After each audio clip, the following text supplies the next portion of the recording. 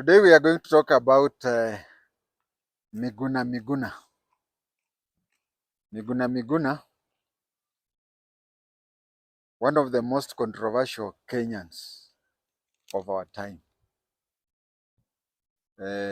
He was born on 31st December 1962, meaning he was born on the New Year's Eve of 1963.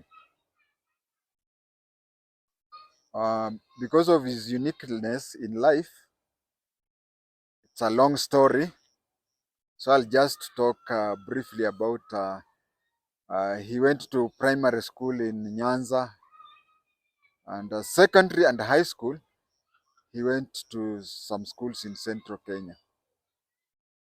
I say secondary school and high school because Form 1 to Form 4 that is a secondary school.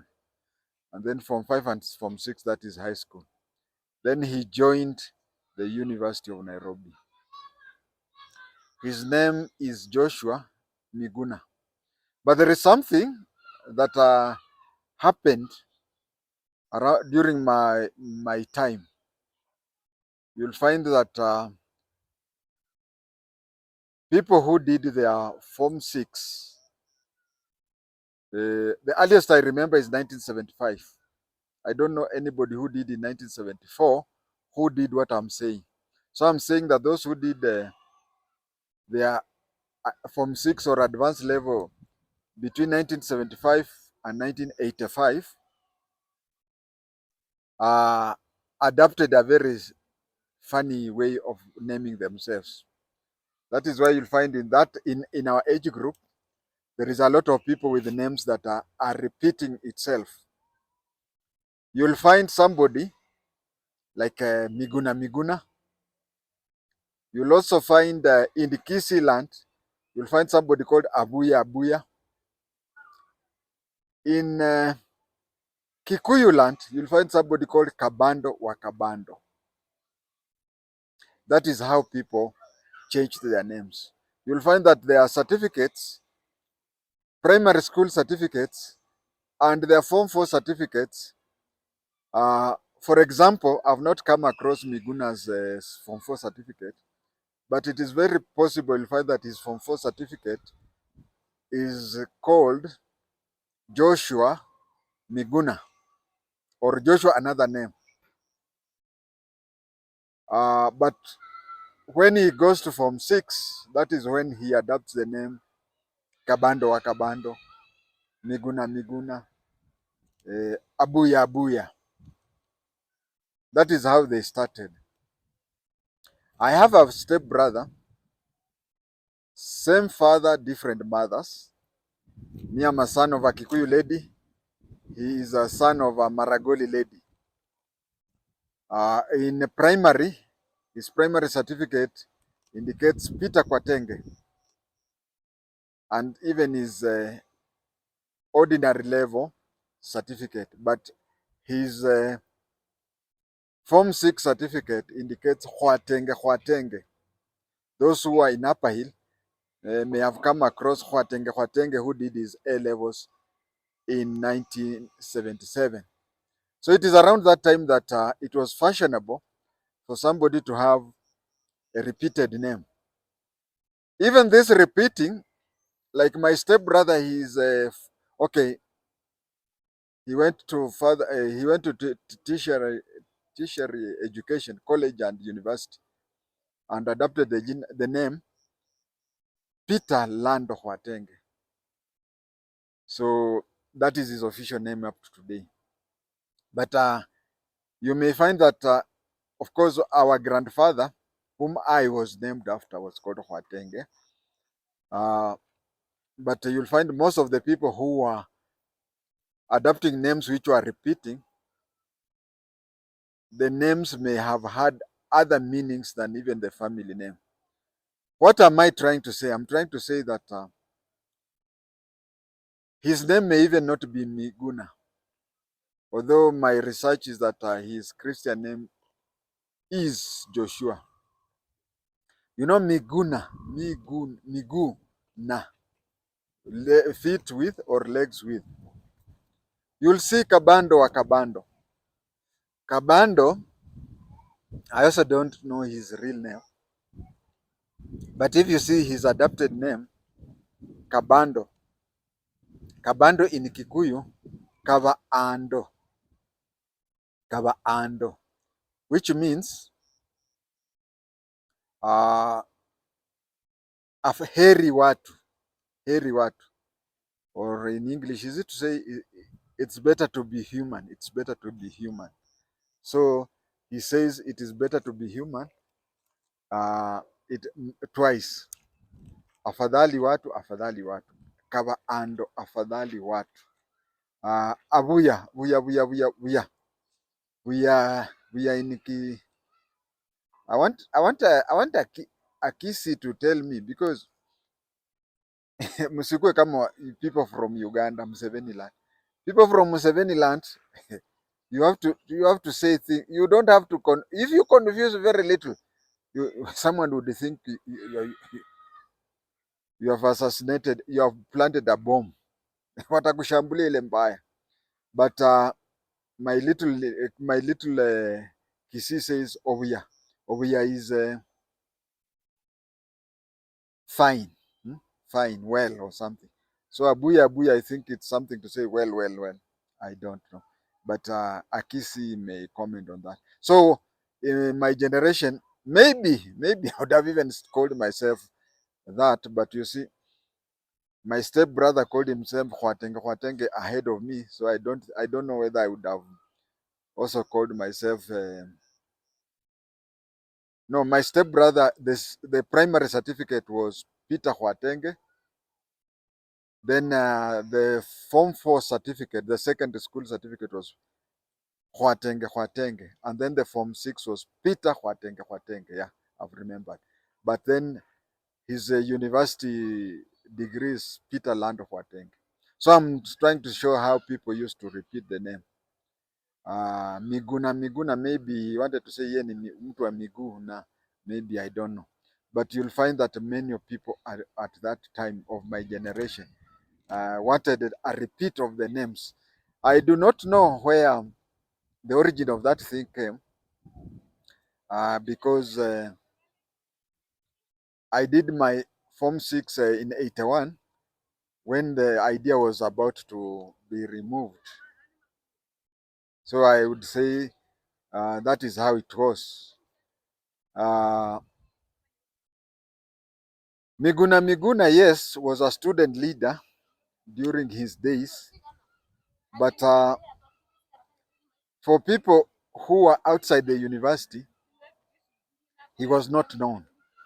Actually, even me, who was, even I, who was an intelligence officer, we did not know him.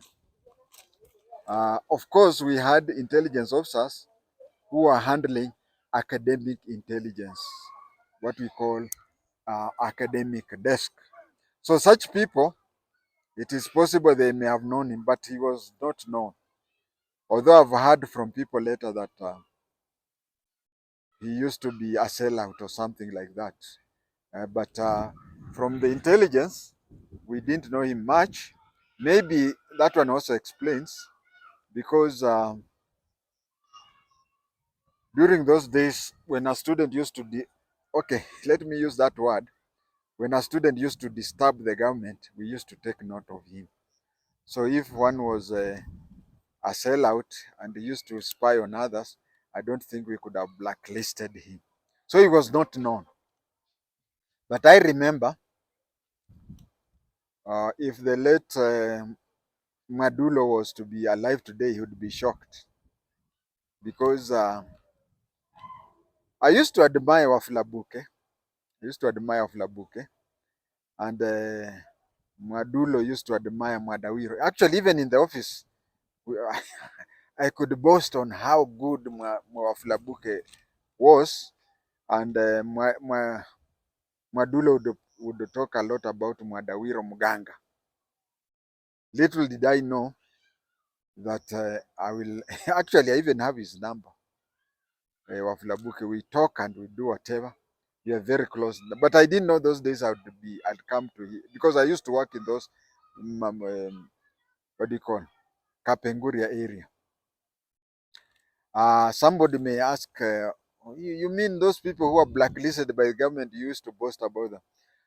If you ask anybody of my age, will tell you that every special branch office had something written on the door: knock and wait. So we used to be given freedom to talk whatever we wanted to talk within the confine of the office.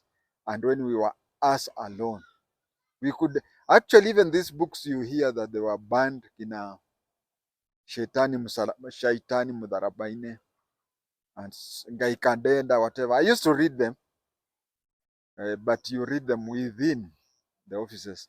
Because even when you confiscate them, where would you take them? Even if you were to take them to Nyati House, you'd still retain one or two in your offices. So we were given, so long as you talked anything within the confines of the office with the office people, that is how we would talk that, and that is how I used to boast that I am Wafula Buke and the late Mwachala, not Mwachala. We had Mwachala and Mwadulo. I'm talking of Mwadulo. I'm not talking of Enoch Mwachala Mbogo. No, I'm talking of Jonas Levis Mwadulo, the late. Mwachala, he may even be alive today. I've spent so many years without meeting him, but Mwadulo, I know he died. So that is how it was. I want also to point out that Kenyans who went to exile, these things which are there. Even when it comes to issues of, even if it comes to this issue of an operation, we used to see that whenever we had a contact with the shifter and Goroko, you'd find that the askari who is very worried and whatever, some even do not even fire a bullet even one. But when you come out, wanatulipigana marisasi. So some of us who were lucky and went to exile came back and pretended as if they were ni wajasiri kushinda sisi, but that is not the case, because on any day I would tell you without fearing or whatever that Miguna cannot be compared to the sacrifices that people like Mwadawiro Muganga, people like Wafula Buke suffered and went through. But because he suffered a little, yes, but since he went abroad, and that is that. And then on our side, I cannot compare myself to Wajakoya. You see, me, I was a full inspector, pending promotion. Actually, if I would have delayed in the police service for 3 more months, I would have left in the rank of chief inspector. So I was a full inspector, and Wajakoya was a sub inspector. Okay, both of us were special Form 6 inspectors, but he was a sub inspector and I was a full inspector. You can find two people of the same rank, but one has more responsibilities than other. Me, I had more responsibilities than Wajakoya. But Wajakoya going away in exile and getting United Nations High Commission for Refugees to finance for his many degrees, that is how I can compare Miguna with people like Wafula Buke. Wafula Buke didn't go out, and that is why paper-wise he cannot. But when it comes to brevity, I believe Wafula Buke was more brave than Miguna by far. Nobody would have known Miguna were it not for Raila. And I would say that Raila's biggest mistake is that if you look at the people who fight Raila, are people that he groomed up. The people he groomed up Ruto was a very loyal KANU person, and Raila went to Rift Valley and incited him and said, unafikiria utangoja Moi a hand over power kwako? Actually, on that day, Ruto and Raila were both made Kalenjin elders. Uhuru was Raila's deputy. When Raila was prime minister, Uhuru was one of the two deputy prime ministers. And the other deputy prime minister was Musalia Mudavadi, somebody whom also uh, Raila had groomed from being Prince uh, Prince Loyalty, somebody who is can't even scare a fly. These are the people he told them that usipoguruma hutasikika. But then they wanaguruma and then turned up to him. So Raila's mistake as far as Joshua Miguna is concerned is that we had so many bright lawyers, we had so many people in Kenya who would have taken the position that Miguna would have taken. But Raila moved all the way to Canada and brought him. If Raila would not have gone to Canada to bring Miguna, I think even the second neighbor to Miguna would not have even identified him, but he brought him. Yes, Miguna has one of the highest IQs in Kenya. He's very intelligent, naturally, and also by training. But the problem with Miguna is he has a very strong will. He has a very strong will. He doesn't believe in a compromise. He always believes that he is always right and everybody else has got to listen to him. And he even uses some unpolite words like questioning your mental capability. I know in Canada he studied it too. First of all, he studied political science and later on studied law. Uh, I don't know about political science, but as a police officer, of course, you come across lawyers and you handle lawyers. He has a strong will that is very similar to a regimental sergeant major or a warrant officer. A person who believes if you are there, this is to install discipline in you. To date, apart from the short time when he was an advisor to Raila, when Raila was the prime minister, apart from that time, this fellow has not worked in any position in the government. The reason is you bring him on board, you recruit him and bring him on board, hey, he makes you step aside and takes control of everything. But as a lawyer is supposed to lay the cards on the table and then you decide, you tell him. A lawyer can even tell you that this case, I'd rather not follow it. I remember there's a lawyer called Agustin Onyango. Augustus Onyango. I'm forgetting the other name. Augustus Onyango is the one who there's some business I was transacting, and the intelligence were against me getting that license. And he advised me that no, he didn't use the exact words, but somehow he just told me forget about the license. He didn't tell me exactly that way, but I told him when I sensed that that is what he was telling me. I told him if the intelligence can tell me, can use reasoning capacity and tell me that this is why and it is a reasonable reason why I should not my company should not be registered, then I'll give up. He then Augustus Onyango then followed what I said until I got that license. And when I got that license, Augustus told me he had already given up. But according to lawyers, a lawyer can tell you, no, this case, I don't see it succeeding, although in a polite manner.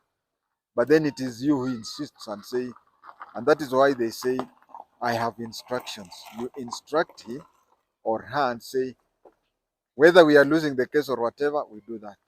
That is how lawyers are. That is what I was, in so many words I was telling you, that a lawyer gives you all the facts and then tells you, lets you decide, are you to stop the case now or are you instructing him to go on? That is how lawyers are. But this one, that is why I brought in the story. He stays as if he's eager. Ameshikwa na, I don't know. He wants you to, I wanted to use a certain word in Swahili, but it is unprintable. So he's that excited. You tell him, okay, I'm instructing you to represent me in this. He takes over and he tells you to stay aside. Another problem with him is that when he's working for you, he doesn't respect. According to regulations of lawyers, is that a lawyer will never disclose something you have talked in private. But with Miguna, or is it Joshua Miguna, you expect that mukikosana, he will reveal it to you. I want to give an example. When there was a problem in 2007, and so Kofi Annan came and said that there was a problem in 2007, and Kofi Annan came and told Raila and Kibaki, said the first session Kibaki ruled alone. He was the president. Then the second session, 2007 to 2013, it will be a joint government between Kibaki and Raila. And then 2013 to 2022, it will be Raila alone. That was the agreement, which was never disclosed to people. But you see, even a place where you are co-presidents, you see, this was not co-presidents. They would have done that, but Raila was made a prime minister and Kibaki was made a president. I want to tell those who do not, whom I think I know law more than them, is that the arrangement was this, that when it came to head of state, Kibaki was the head of state. When it came to being commander-in-chief, Kibaki was the commander-in-chief. And when it came to having a presidential standard, the presidential flag, Ruto's flag is yellow. So Kibaki was to maintain his white flag. But when it came to being head of government, you see, there are some countries where the president is ceremonial and the prime minister is the head of government. Or we have places like Uganda and Tanzania where the president is the head of state and head of government. But the prime minister is like a vice president, but mostly deals with parliament and running of the ministries. There are those, but in Kenya, what had happened is we are having two positions. I don't know whether I'm clear here. We are having two positions: head of state, commander in chief, plus the presidential flag. Those were Kibaki's alone. But when it came to head of government, it was to be divided 50-50, where Kibaki was to be 50% and Raila 50% head of government, but not head of state. That was the arrangement. But then Miguna took that very literally, such that when the president was chairing, let's say, a cabinet meeting, you see, there is this chair that the president stays at the head of the table. People in the protocol department wanted, on one side, the vice president, who was Kalonzo Musyoka, to be on one side, on the left, and Raila to be on the right. But Miguna in his militant way,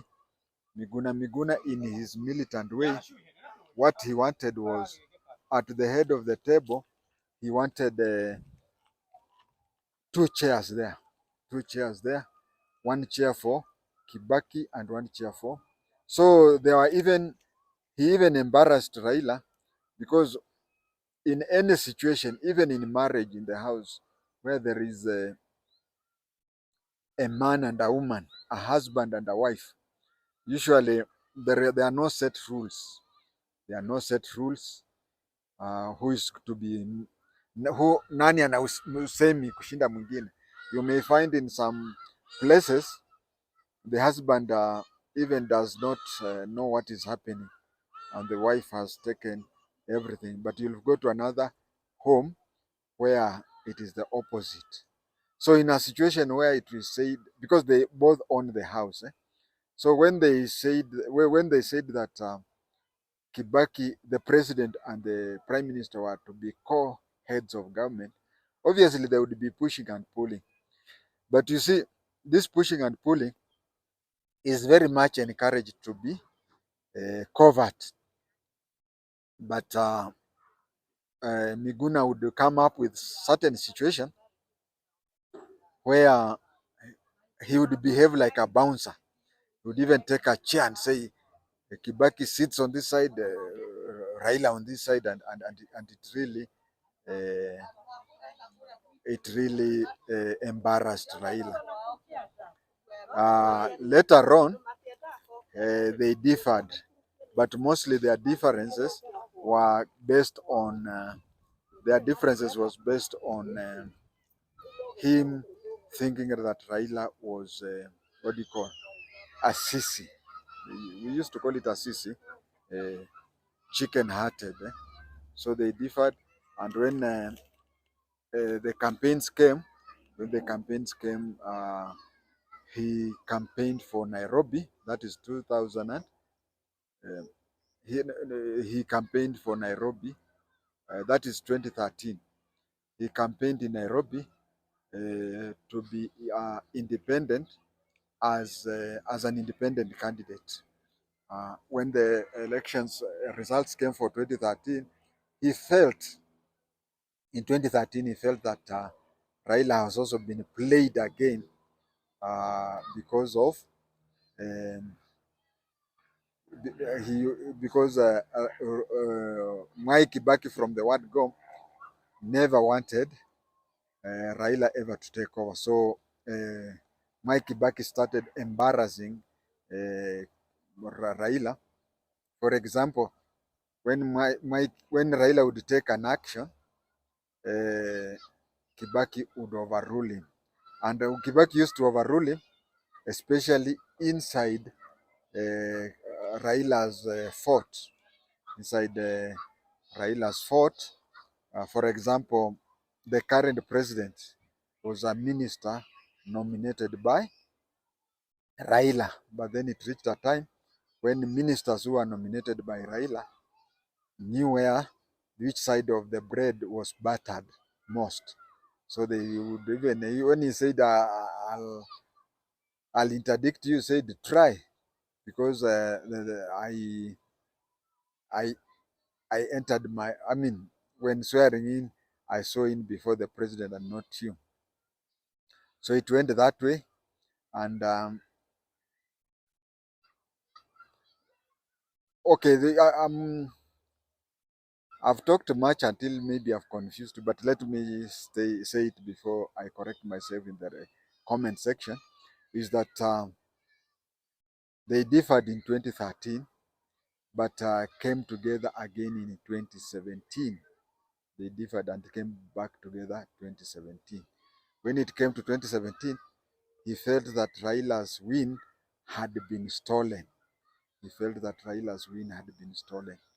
So, with his pushing and whatever, he so much pushed Raila such that I'm now trying to talk about the oath taken at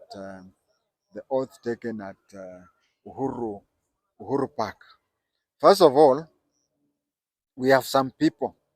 We have some people who do something and later on realize that what they have done is very serious.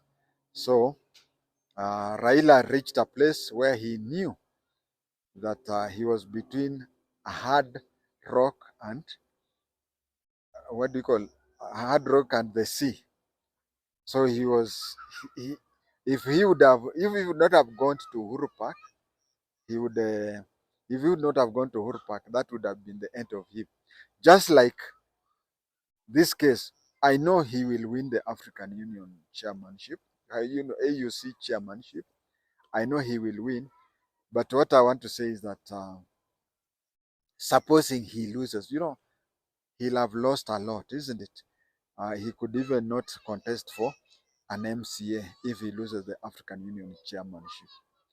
Just the same way, when he was saying that he's going to Uhuru Park for swearing in, he knew that he could not stand back.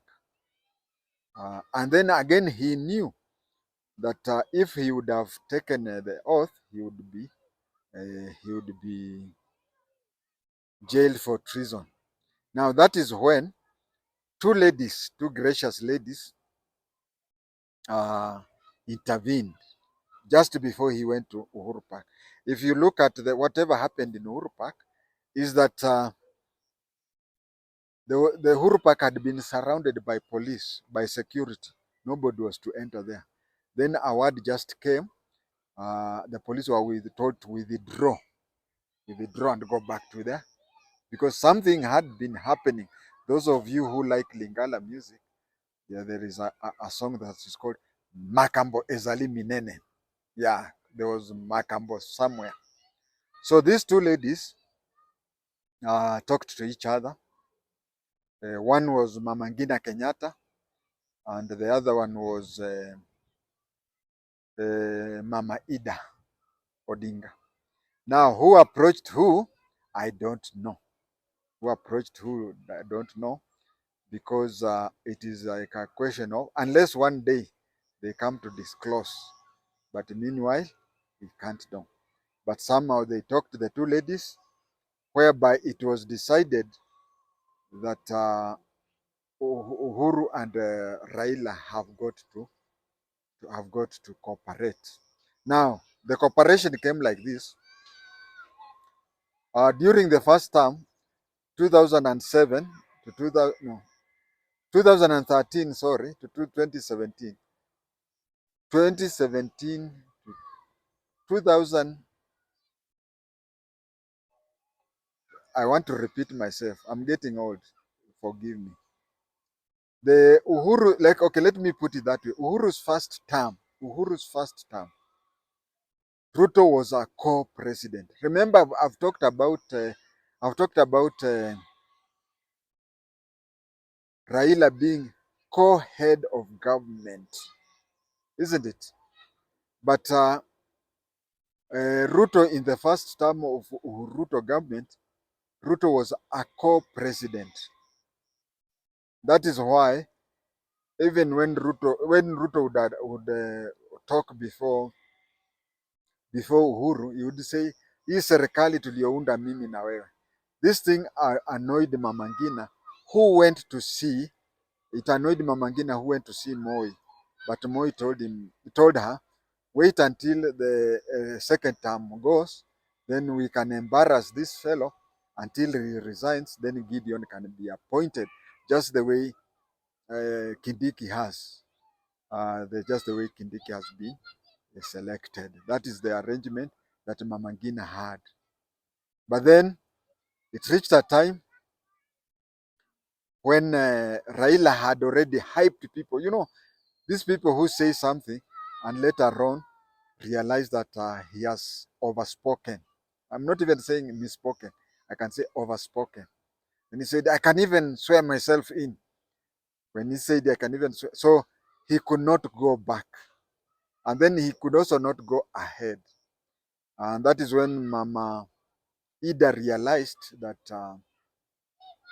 if Raila swears himself in, if Raila swears himself in, he will go back to long-term jail. And you see, he's getting old. So Mama Ida, from her side, she wanted a way that Uhuru would not detain Raila. And at the same time, Mama Ngina was not happy about Ruto saying hii serikali tuliunda mimi na wewe. So a plan was made that all security from Uhuru will be withdrawn. People who had come with stones, watu wa mawe, had come with stones and they were ready to hit the police, found there were no police officers there. Then, if you look at the thing, I want to believe, I've never seen the oath that Raila took, or even if it is out. You see, when he saw the oath, I want to say that whatever he said and what was written, most likely are two different things. Most likely they are two different things. And somebody may come up with a paper with his signature and whatever, showing that this is exactly what he did. But don't you think there is a possibility of a new paper being typed with the wordings that are similar to what he said? So when he was there, the lawyer who prepared him, was Kajwang. Kajwang is the lawyer who prepared him, and Kajwang is the one who saw him in. And in fact, Kajwang had even Tom Kajwang.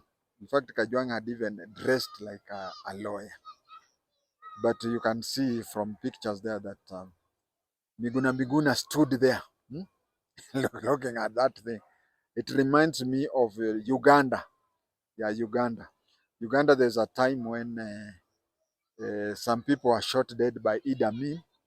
And when they were shot by Idi Amin, there's a picture of one of the soldiers who had confessed. Now you see that is he was tortured to confess, isn't it? So he was reading out list of those people co-conspirators, and Colonel Isaac Lugonzo Maliamungu was standing near there looking at that list to make sure that no name is missing. But you know something? Isaac Lugonzo Maliamungu was illiterate. He could not even read in his Acholi language. So, just like Isaac Maliamungu was standing next to the soldier who was reading out names of his co-conspirators, Miguna was standing next to Raila to make sure that Raila does not miss whatever is happening. But you see, there was no way he could. You see, there were cameras and the things were being aired on TV. So it would have even brought a lot of problems if Miguna would have said, no, you are not reading what is there and whatever. So he just let him read that way. But then, lastly, I would like to say that, not lastly, lastly on the swearing in at Uhuru Park.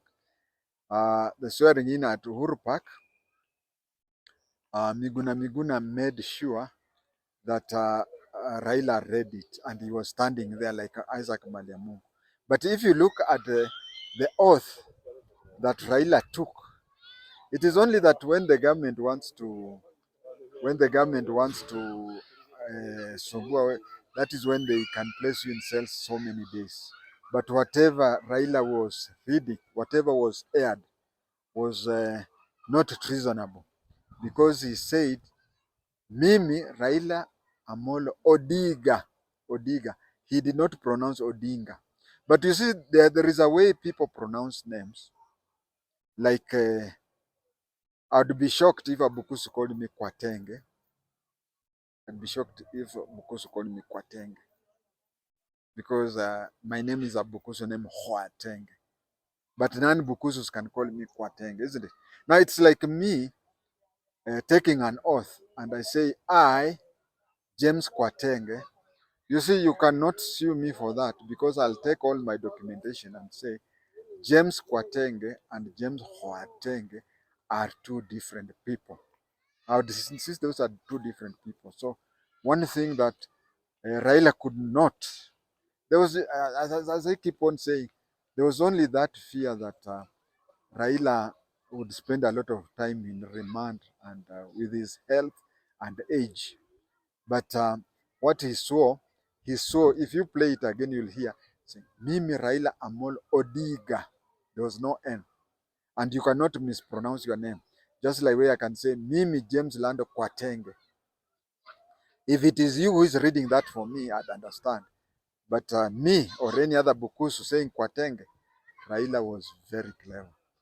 And then again, Raila said that he was swearing himself in as the people's president. But you see, treason, you can be charged if you swear yourself in as the president and commander in chief, president of the Republic of Kenya, and the commander in chief of the Kenya Defense Forces. And again, there is a prescribed way. What am I saying that? A prescribed way is that there is already a written formation. It is imeandikwa and a blank name is there. So you just go there where Kibaki said mimi Mwai wa Kibaki, or where Uhuru said mimi Uhuru Muigai Kenyatta, or where William Samoei Arap Ruto said. That is the only blank. You replace it with James Hwatenge. That one is what you. If you are to repeat the very same wordings that are in the Constitution, you will find that that is treason. And that is why I'll give you two examples again. That is why in America, when Obama was being sworn in, the Chief Justice messed with the wordings. Chief Justice messed with the wording, but Obama did not follow what the Chief Justice was saying. He said it. You know, Obama is a lawyer. He said it according to what is written in the American Constitution. I would also give you an example of Kasarani when Rigathi Gachagua was being sworn in. He was talking his own things until Amadi, the Chief Registrar of Judiciary, said, we will repeat that one again because it must be said exactly as it is written. Now, that is lastly on swearing in. Now, lastly, for the whole story is to do about with the incident at JKIA. There is that incident where he was saying, I'm not boarding. I remember me joking that Miguna was a day scholar. Because when he say, I'm not boarding, then he must be a day scholar. But when I placed it on social media, some people, anyway, during the I'm not boarding, I nearly said I'm not sober. During the time when he said I'm not boarding, um, it was another example of Raila. You know, I'm talking of Raila because he will no longer be political local, but he's very good in mobilizing people, and he mobilizes them to a higher and higher excitement. And when you see the country is ungovernable, he is seen alone. And whatever agreement, mostly these agreements are in financial. Most of these agreements are in financial. They say that if it quacks like a duck and walks like a duck, it is a duck. You can remember when his son Fidel died, uh, there was a problem. The widow declared that Fidel died and leaving behind 5 million shillings. Everything that he had was 5 million. But Mama Ida took the widow to court. Uh, for a family like that, they cannot be fighting over 5 million. What had happened was that in any given situation, children bury their parents. So what happened was he hides many of his properties in among his children. So it shows that Mama Ida was worried that the properties of her son was in the Ethiopian name. Now that everything will be taken from that, and that is how it is. He makes sure that he gets something, and when he gets something, he makes sure that it is registered in his children's particular, so that when you come to confiscate, if a government comes up and confiscates his property, then the properties would be whatever they get, they'll get it in the names of the children. The other thing is that, as I said before, I talked of him being rude and strong-willed. You can remember one time when he was in a studio on the bench, and he behaved in a very, I mean, primitive way. And imagine, he's a lawyer. He behaved in a very primitive way, where they had an incident with Parsaris, and he can make a very good intelligence officer or a very good spy, because Miguna just needs to remove his cape and his glasses, and he can stay anywhere with, and nobody would know that that is Miguna. There is a time, he comes from Ahero Nyando. He comes from Ahero Nyando. So one time he went to Ahero Nyando, and people say, "This is a fellow who disturbs Baba." They mishandled him, and in the process, his glasses and his Muslim cape fell. And when they fell, people started wondering, is this the Miguna we know? He looked very different. Why does he put on the Muslim cape? The reason is simple. When he was young, and that one was very common with the youths of my time. Uh, I also, in fact, up to the time when I was even an inspector of police, I used to have an afro hairstyle. I used to have an afro hairstyle. So we found that people like me who had nywele ngumu, we still have our hair. But those who had very good, admirable hair, like him, he had a very good afro when he was young. But when he grew up, he developed a bald head, and that is why he puts on the Muslim cape to hide his kihara. My viewers, you now understand why I did not tell you about his education in detail. That is why I've not told you about the details about his education. Because Miguna, you can talk 3 days non-stop and without repeating what you have said. Viewers, I'm grateful for you watching my channel. Let us meet on another day on another topic. Thank you and God bless you.